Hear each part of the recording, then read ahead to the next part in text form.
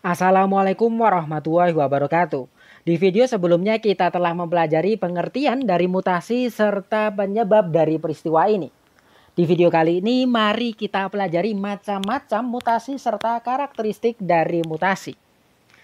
Bila kita berbicara macam dari mutasi, kita dapat mengklasifikasikan atau mengkelompokkan mutasi berdasarkan beberapa dasar. Dasar pertama pengelompokan atau pengklasifikasian mutasi adalah penyebab dari peristiwa ini. Bila kita mengelompokkan mutasi berdasarkan penyebabnya, kita dapat memperoleh dua kelompok besar, yaitu mutasi spontan dan mutasi yang terinduksi atau yang diinduksi. Mutasi spontan sendiri berkaitan dengan mutasi-mutasi akibat faktor internal yang telah kita singgung atau kita bahas di video sebelumnya. Nah, mutasi spontan misalkan mutasi akibat kesalahan saat replikasi. Misalkan saja terbentuknya penggelembungan saat replikasi. Kita sudah membahas ya bagaimana peristiwa penggelembungan saat replikasi dapat menyebabkan insersi atau delesi pada segmen DNA baru. Bila masih belum tahu bagaimana peristiwanya, silakan lihat di video sebelumnya. Mutasi spontan lain adalah mutasi akibat modifikasi basa nitrogen. Misalkan saja perubahan tautomerik yang juga telah kita bahas di video sebelumnya, serta kehilangan purin atau gugus amina, alias kita kenal juga depurinasi dan deaminasi. Sedangkan mutasi terinduksi adalah mutasi yang disebabkan oleh faktor-faktor eksternal yang juga telah kita pelajari di video sebelumnya. Mutasi terinduksi ini bisa diinduksi oleh faktor fisika, misalkan radiasi dan suhu. Kita juga telah belajar bagaimana sinar X dan sinar UV yang merupakan radiasi pengion dan non-pengion dapat menyebabkan mutasi. Selain radiasi, suhu juga bisa menyebabkan mutasi. Jadinya suhu ini menginduksi peristiwa mutasi. Misalkan poliploidisasi. Poliploidisasi itu merupakan mutasi yang menyebabkan set kromosom dari suatu makhluk hidup atau ya suatu makhluk hidup mengalami perbanyakan. Awalnya 2 set menjadi 3 set. Nanti akan kita singgung di bagian akhir video ini. Nah, poliploidisasi ini dapat diinduksi oleh suhu tinggi maupun suhu rendah. Jadinya heat shock. Ya, kejutan suhu. Selain diinduksi oleh faktor fisika, mutasi juga dapat diinduksi oleh faktor kimia. Nah, ini merupakan agen-agen kimia atau bahan-bahan kimia yang dapat menginduksi peristiwa mutasi. Misalkan analog basa yang juga telah kita pelajari di video sebelumnya, misalkan 5-bromourasil. Kemudian agen alkilasi yang menyebabkan penambahan gugus alkil pada basa nitrogen. Agen interkalasi yang agen ini dapat menyisip di segmen DNA. Ataupun agen depurinasi dan agen deaminasi yang menyebabkan suatu DNA kehilangan basa purinnya atau suatu basa nitrogen kehilangan gugus aminanya. Misalkan sitosin kehilangan gugus amina menjadi urasil. Itu ya. Jadinya semua ini sebetulnya sudah kita singgung di video sebelumnya. Nah, selain kita mengklasifikasikan mutasi berdasarkan penyebabnya, kita juga dapat mengklasifikasikan atau mengelompokkan mutasi pada berdasarkan lokasi di mana mutasi itu terjadi. Jadinya lokasi mutasinya. Nah, secara umum kita bagi mutasi menjadi mutasi somatik dan mutasi germinal. Mutasi somatik adalah mutasi yang terjadi pada sel-sel soma, sel-sel tubuh, misalkan sel kulit, sel jantung, sel otot, sel penyusun mata kita, dan sel-sel tubuh lainnya. Sedangkan mutasi germinal adalah mutasi yang terjadi pada sel-sel germinal, sel-sel kelamin kita yang nantinya menghasilkan gamet. Misalkan kalau cowok menghasilkan sel sperma, kalau cewek menghasilkan sel telur. Nah, posisi terjadinya mutasi ini, lokasi terjadinya mutasi ini dapat menentukan apakah mutasi itu dapat diturunkan ke generasi selanjutnya atau tidak. Nah, ini skemanya. Misalkan ada seseorang ya, dia bisa mengalami mutasi pada sel somanya. Di sini somatic tissue itu kan jaringan soma, jaringan penyusun tubuh. Misalkan di dadanya. Nah, di dadanya mengalami mutasi. Nah, kalau dia hanya mengalami mutasi di dada ketika dia kawin dan menghasilkan anak, yaitu bayi progeni ini, anaknya normal. Kenapa? Karena mutasinya di sini. Mutasinya di sel-sel ini. Sehingga sperma yang dia hasilkan tidak mengalami mutasi. Karena sperma itu dihasilkan di sini. Ini kalau mutasinya somatik. Nah, kalau mutasinya germinal. Nah, misalkan di sini contohnya. Karena mutasinya germinal, misalkan mutasinya menyebabkan perubahan materi genetik pada sperma. Spermanya mengalami mutasi. Sehingga materi genetik yang dibawa oleh sperma tersebut ada perubahan. Nah, ketika sperma ini fertilisasi dengan sel telur pada istri si manusia ini, maka bisa saja anaknya membawa materi genetik yang mengalami mutasi tadi. Ya, sperma sudah mengalami mutasi, misalkan ada gen yang cacat, kemudian sperma ini memfertilisasi sel telur pada wanita. Maka bisa saja bayi yang dihasilkan membawa mutasi tadi. Bisa saja ya. Bisa saja juga normal. Ini nanti kita pelajari di Mendel. Kok bisa sih kalau spermanya mutan itu bisa menghasilkan anak mutan maupun anak normal. Namun pada dasarnya di sini bisa kita simpulkan, pada umumnya mutasi somatik tidak dapat diturunkan dan pada umumnya mutasi germinal dapat diturunkan. Saya katakan pada umumnya. Artinya pada kondisi khusus mutasi somatik itu bisa diturunkan. Dan pada kondisi khusus pula mutasi pada sel germinal, sel-sel germline itu tidak dapat diturunkan. Misalkan saja ya, mutasi somatik yang bisa diturunkan. Kita belajar tumbuhan. Tumbuhan itu, tanaman itu nanti kan bisa menghasilkan bunga yang merupakan organ reproduktif. Bunga itu berasal dari mana? Dia awalnya dari batang. Ya, bisa saja batang yang nanti akan membentuk cabang kemudian menghasilkan bunga itu sudah mengalami mutasi. Mutasinya di mana nih? Di sel soma, di sel tubuh, yaitu sel penyusun batang. Nah, karena sel penyusun batangnya mengalami mutasi, kemudian dia membelah, membentuk cabang dan membentuk bunga, maka keseluruhan bunga ini akan mengalami mutasi juga sel-selnya.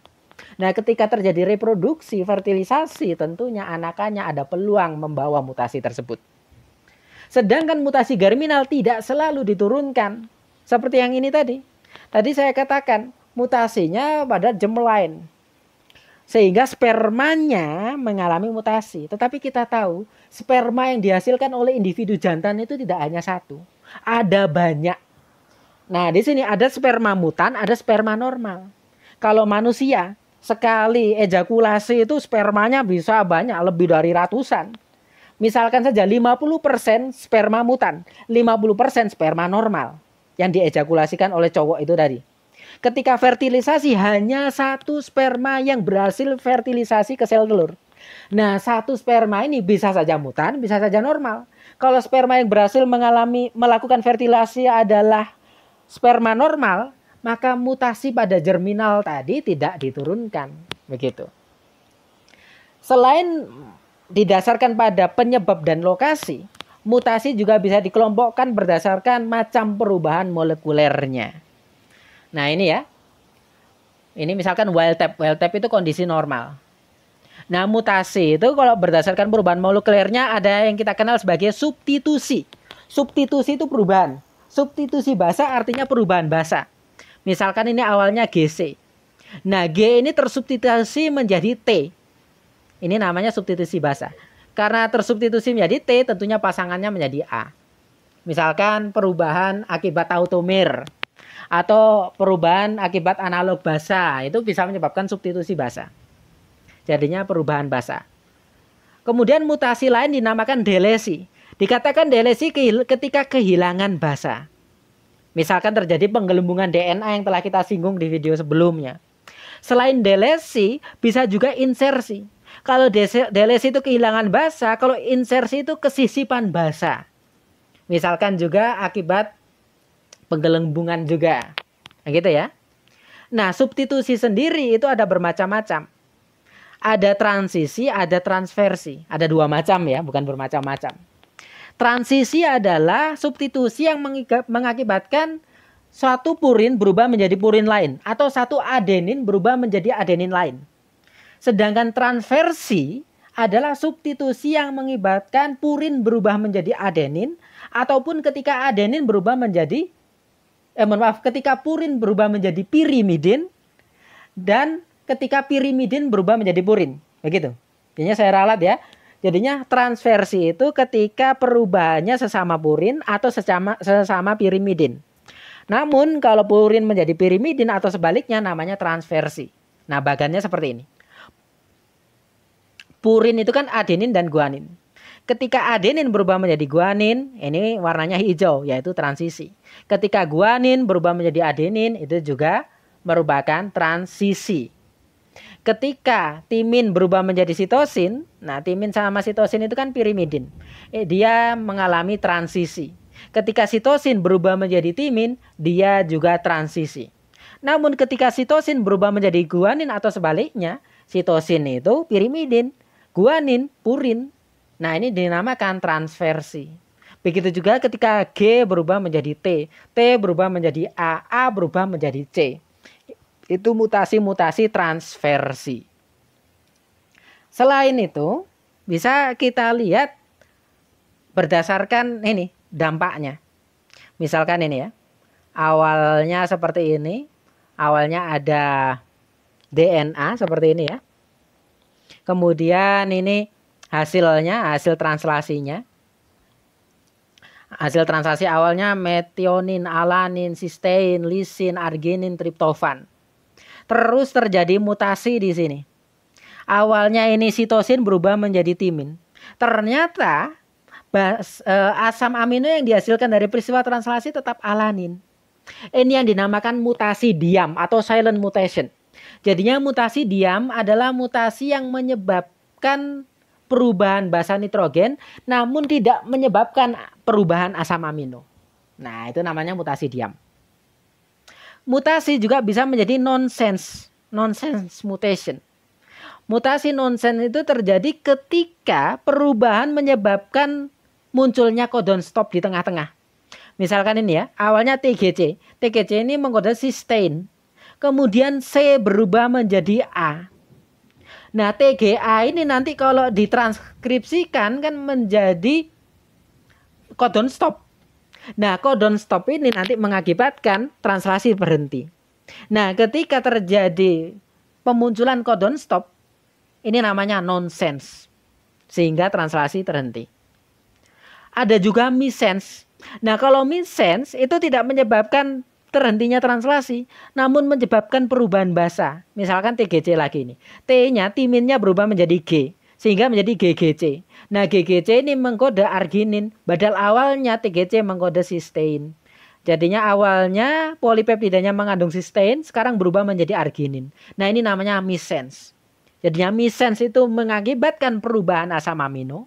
Sedangkan nonsense menyebabkan terhentinya translasi akibat munculnya codon stop di tengah-tengah.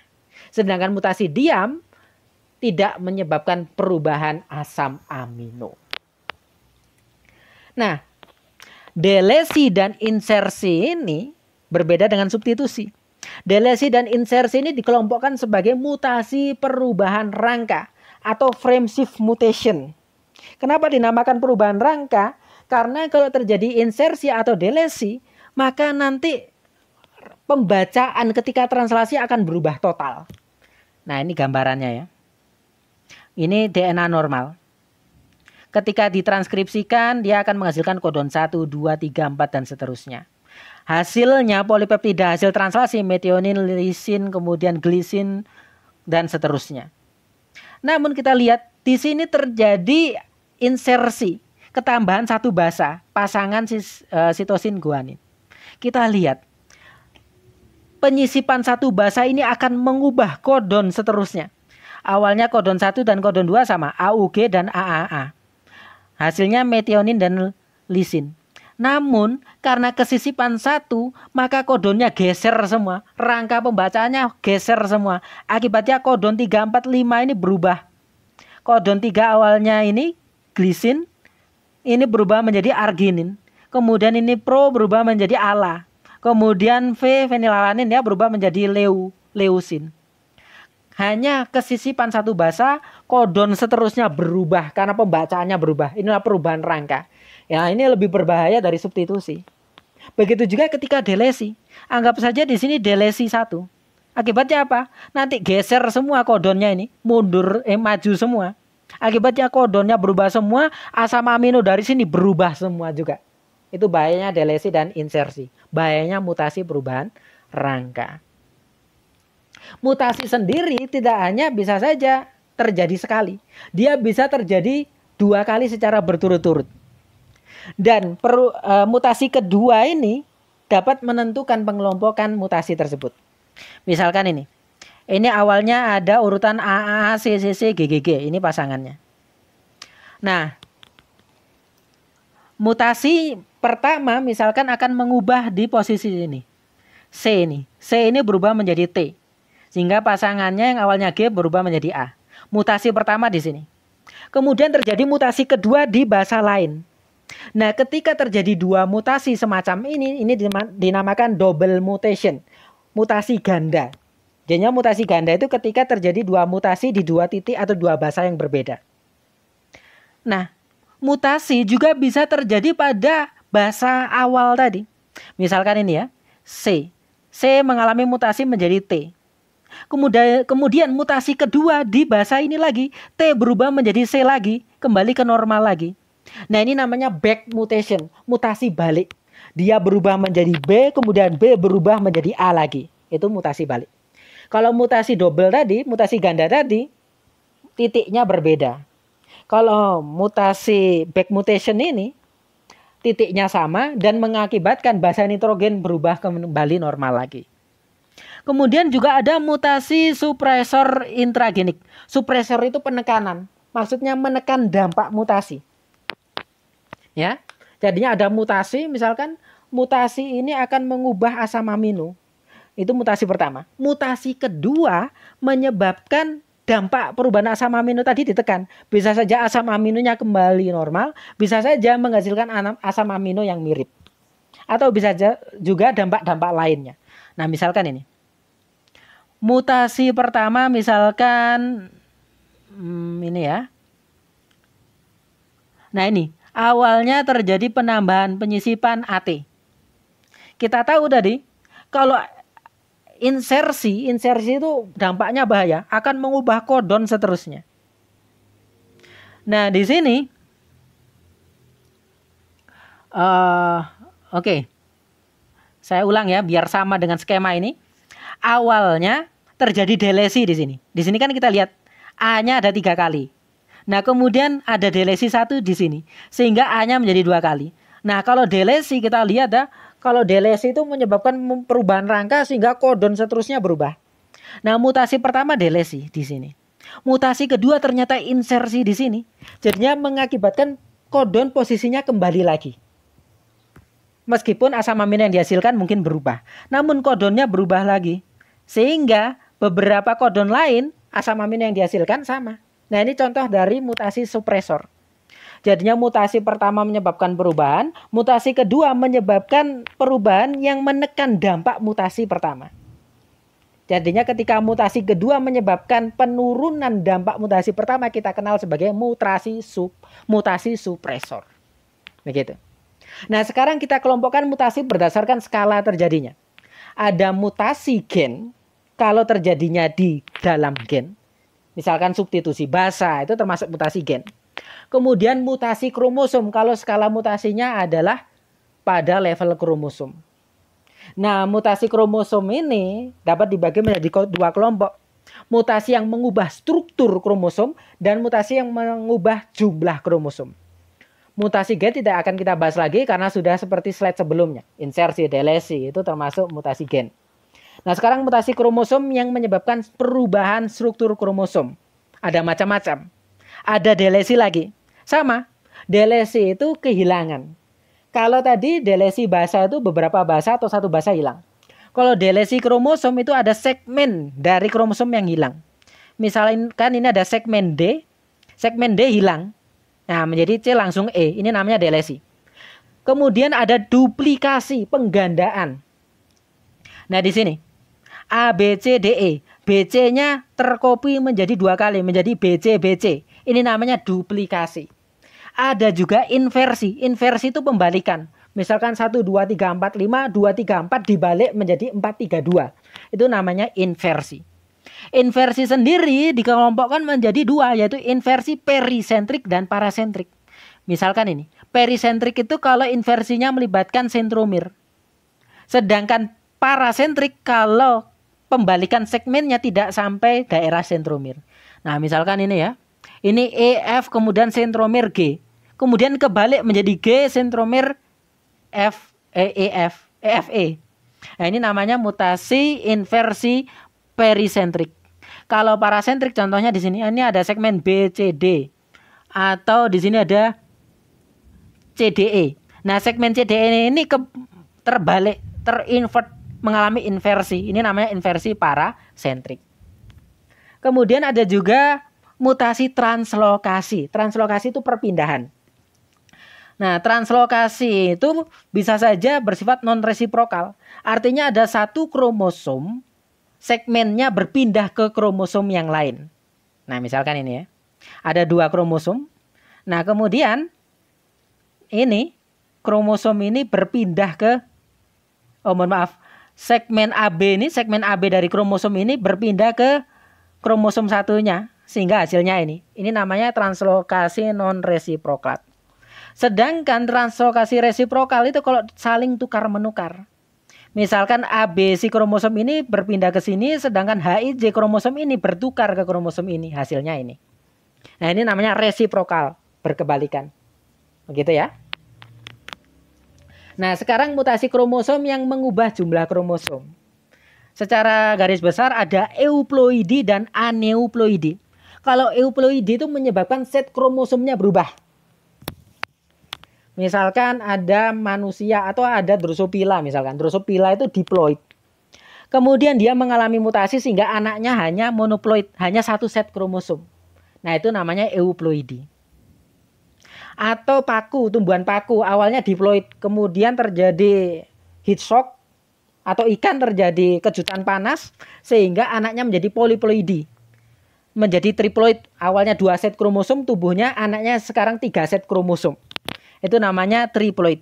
Nah, ketika euploidinya menyebabkan jumlah set kromosom bertambah, itu namanya poliploidi.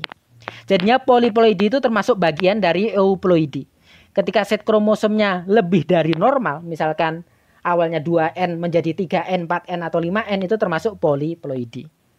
Kalau awalnya 2N menjadi hanya N, itu termasuk monoploidi ya, dan dia bukan poliploidi. Kalau aneuploidi bukan set kromosom yang bertambah, tapi ada 1-2 kromosom atau beberapa kromosom yang mengalami perubahan jumlah. Misalkan ini monosomi. Monosomi itu ketika ada salah satu kromosom kehilangan 1 pasangan. Ya. Misalkan manusia itu kan 23 pasang. Kemudian kromosom nomor 6 kehilangan pasangannya.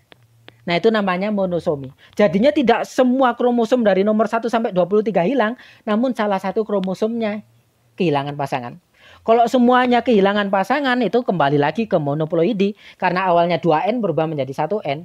Namun karena yang hilang hanya 1 kromosom, misalkan kromosom nomor 6 kehilangan pasangannya, dia termasuk aneuploidi, yaitu monosomi. Sehingga simbolnya 2N-1, bukan 1N seperti di sini. Ada juga trisomi ketika salah satu kromosom ketambahan pasangan. Misalkan kromosom nomor 7 menjadi 3. Sedangkan kromosom yang lain tetap 2, tetap sepasang. Nah, ini namanya trisomi, simbolnya 2N+1. Begitu pula ketika ada satu kromosom yang menjadi 4. Nah, ini namanya tetrasomi, simbolnya 2N+2. Kromosom lainnya tetap normal, sepasang. Begitu ya. Nah, sekarang kita lihat karakteristik mutasi. Mutasi itu sebetulnya tidak selalu menyebabkan perubahan fenotip. Ya. Misalkan mutasinya tadi ada kita kenal mutasi diam. Asam amino yang dihasilkan tidak berubah. Maka fenotip tidak akan mengalami perubahan. Atau mutasinya pada gen-gen yang kita pelajari kemarin, gen-gennya dinonaktifkan. Misalkan gen itu termetilasi. Ya sudah, mutasinya tidak menyebabkan perubahan fenotip. Tapi ada juga mutasi yang menyebabkan perubahan fenotip sehingga terjadi cacat dan sebagainya. Kemudian mutasi bisa diturunkan, bisa tidak. Sudah kita singgung di awal tadi. Mutasi itu juga kita lihat jangan dianggap mutasi itu merupakan bagian dari adaptasi. Nah, di sini bisa kita lihat ya. Misalkan kita belajar evolusi lagi. Kalau Lamarck mengatakan awalnya jerapah itu lehernya pendek. Kemudian karena makanan dari jerapah itu sisanya sekarang pada ketinggian yang tinggi, maka jerapah ini semakin lama semakin panjang lehernya. Sehingga dia mengalami evolusi. Nah, ini kan teori Lamarck ini kan ditolak. Nah, teori yang benar adalah teorinya Darwin. Mohon maaf, hipotesisnya Darwin. Ya, hipotesis Lamarck ditolak, sedangkan hipotesis Darwin diterima. Kalau Darwin beda. Sejak awal itu jerapah itu lehernya bervariasi, ada leher pendek dan ada leher panjang. Kemudian kondisi lingkungan berubah. Sama di sini. Di sini tadi kan kondisi lingkungan awalnya makanan itu di ketinggian pendek dan ketinggian rendah dan ketinggian tinggi ada. Kemudian kondisi lingkungan berubah, sisanya makanan hanya di kondisi tinggi. Menurut Lamarck, si jerapah bisa beradaptasi sehingga lehernya tambah panjang. Sedangkan menurut Darwin, awalnya jerapah ini bervariasi, ada leher pendek, ada leher panjang. Ketika kondisi berubah, yaitu makanan hanya pada daerah yang tinggi, maka jerapah yang tidak sesuai dengan perubahan kondisi tadi akan mati atau punah. Sehingga jerapah yang bertahan hanyalah jerapah leher panjang. Nah, sekarang hubungannya dengan mutasi. Nah, mutasi itu bukan akibat dari perubahan lingkungan sehingga makhluk hidup itu menyesuaikan diri. Misalkan lingkungannya awalnya dingin kemudian menjadi panas. Sehingga makhluk hidup bermutasi sehingga dia tahan terhadap kondisi panas. Nah, itu salah. Yang betul sebelum kondisi lingkungan berubah, mutasi sudah ada. Sehingga sudah terjadi variasi makhluk hidup. Makhluk hidup yang tahan dingin dan tahan panas dan makhluk hidup yang hanya tahan dingin. Nah, ketika kondisi lingkungan berubah, maka makhluk hidup yang tidak tahan panas akan mati. Sama seperti di sini. Jadinya mutasi itu terjadi sebelum kondisi lingkungan atau persediaan makanan berubah. Akibatnya sebelum kondisi lingkungan berubah sudah ada variasi genetik. Sudah ada leher pendek dan leher panjang. Jadinya mutasi itu mendahului adaptasi. Dan mutasi bukan cara makhluk hidup untuk melakukan adaptasi. Nah, mutasi sendiri kita katakan kebetulan. Kenapa kebetulan? Ya karena kita kalau melihat materi genetik itu ya, mutasi itu kan lajunya tinggi. Nah, tapi kita nggak tahu nanti basa mana yang akan mengalami mutasi. Oh, kebetulan misalkan mutasi spontan pada guanin. Guaninnya nanti mengalami depurinasi sehingga G-nya lepas. Nah, itu kan kebetulan, mutasi spontan. Kemudian acak. Ada GCACCCG. Kita kasih sinar X, kita nggak tahu mana yang nanti terpotong. Kita kasih UV, kita nggak tahu yang terbentuk dimertimin pada timin-timin yang banyak di segmen DNA tadi. Jadinya sifatnya acak. Kita kasih analog basa. Kita nggak tahu bromourasil ini nanti akan mengubah posisi basa yang mana. Mengubah basa di posisi mana. Inilah yang disebut mutasi sifatnya acak. Dan tidak terarah. Ini berkaitan dengan adaptasi tadi. Nah, demikian penjelasan saya terkait macam dan karakteristik mutasi. Di video selanjutnya akan kita pelajari bagaimana mekanisme perbaikan DNA akibat mutasi. Assalamualaikum warahmatullahi wabarakatuh.